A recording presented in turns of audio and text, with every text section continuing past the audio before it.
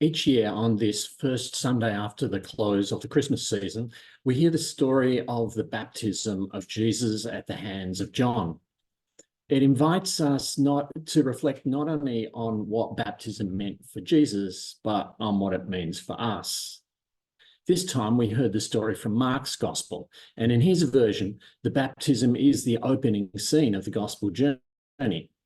John the Baptizer called people to a radical obedience to God, and he baptized those who responded as a final sign of the conversion of all Israel and the beginning of the reign of God, or the culture of God. Jesus recognizes and affirms John's message by coming to him for baptism along with all the rest. Now, you might not be comfortable with using the words conversion or repentance for what happened to Jesus, and the church has long struggled with that idea. But whatever you want to call it, there's a big change in his life from this time on. Because for the previous 18 years, Jesus had done nothing to hit the headlines. To the best of our knowledge, he'd done his apprenticeship and worked quietly in the family carpentry business for pretty much all of that time.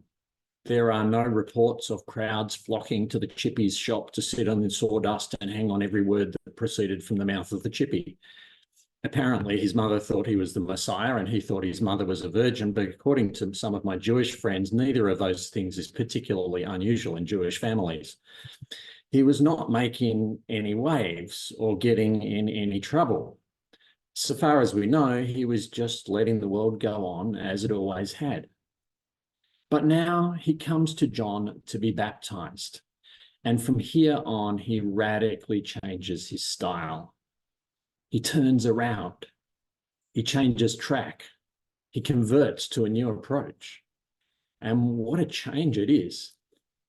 Immediately following his baptism, Satan personally makes a last-ditch effort to throw him off course. Within another 7 verses, we've got people quitting their jobs to follow him. Within 13 verses, we've got demons screaming at him in the synagogues. Within 17 verses, we've got the news spreading all over Galilee. Within 34 verses, he can no longer enter a town openly because of the disturbance that would be caused. Within 41 verses, he's being accused of blasphemy by the lawyers. And within 62 verses of the baptism, we've already got the religious and political power brokers plotting to kill him.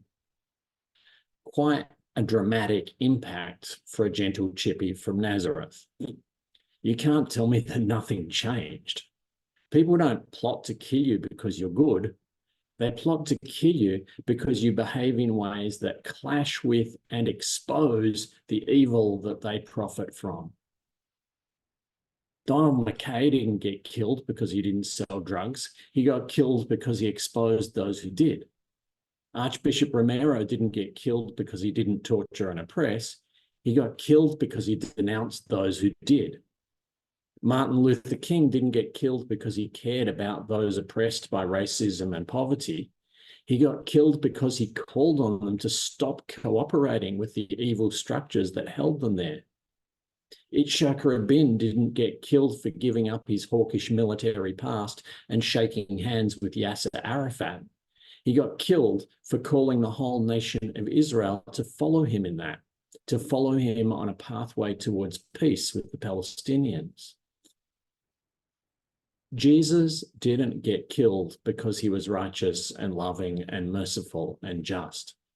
He was killed because he set about dismantling the corrupt, hateful and oppressive value system that is not only held by most people, but which underpinned the religious institutions of his day. And because he called the rest of us to follow him in that. And so Jesus goes through the waters of baptism for conversion and comes out with a new mindset, a new approach, a new lifestyle, a radical new mission to bring about the culture of God here on earth. That's what I call a conversion.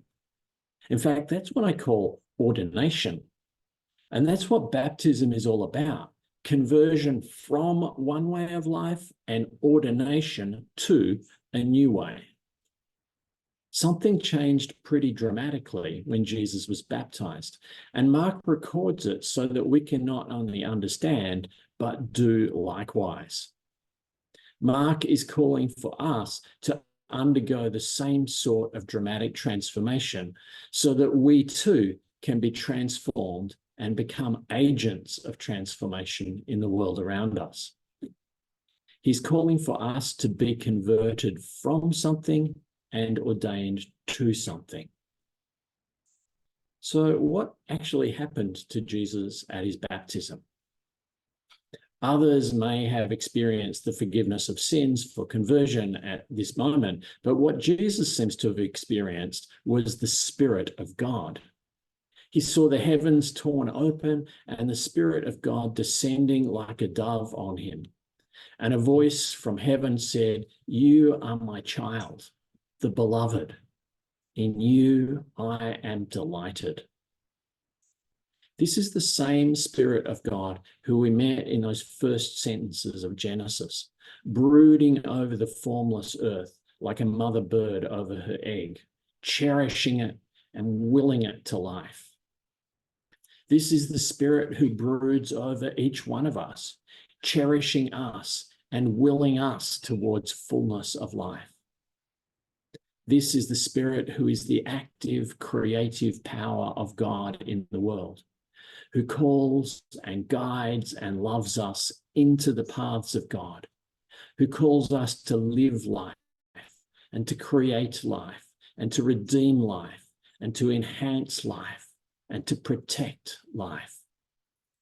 It was this Spirit who came down and alighted on Jesus as he emerged from the water and claimed him as the child of God who brings delight to the Lord. You are my child, the beloved. In you I delight. This is the same voice that our psalm said can split the mountain ash and make Mount Bogong jump like a calf. This voice that speaks to Jesus in baptism later speaks to us on the mountain of transfiguration, telling us to listen to the Son. And this is the same voice that speaks over each and every one of us in our baptisms, saying, "You are my child, my beloved, in whom I delight." Whether you hear it or not, maybe some of you did, but I didn't, this is the voice of God to you at the moment of your baptism and every moment since. You are my child, my beloved, in whom I delight. But it is not spoken just so that you can say, "Oh, isn't that nice? I'm a child of God." It's spoken so that you might follow in the footsteps of the Son. The fruits of Jesus' experience of the Spirit and his response to that voice can be seen in every following story of the gospel. He was a changed man from this moment on, a man on a mission, a man bent on bringing that message of an intimate, merciful, healing, liberating God to people in need, even if it cost him his life. The same Spirit that descended and alighted on Jesus at his baptism is given to us, and for the same reason. Baptism is the ordination of every follower of Jesus to the mission of Jesus. It would be a mistake, though, to hear that as simply referring to each of us one at a time. It does refer to each of us, but more especially to all of us together. The voice that speaks over us at our baptisms says, "You," plural, "you all are my child, my beloved, in whom I delight."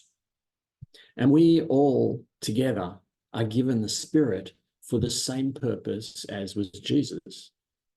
Jesus was given the Spirit for the sick whom he healed. We are given the Spirit so that being healed, we may lead others to healing. Jesus was given the Spirit for the sinners whose sins he forgave. We are given the Spirit for the sinners we are given the Spirit so that as we realize how utterly dependent we are on his mercy, we may offer forgiveness and mercy to others. Jesus was given the Spirit for the poor and the outcast whose fellowship he sought out. We are given the Spirit so that being accepted and welcomed, we may welcome and embrace those who are cast out by our society.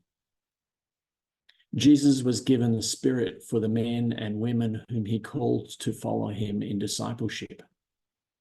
We are given the Spirit as those men and women who he has called, so that we might follow in his footsteps and carry on his mission.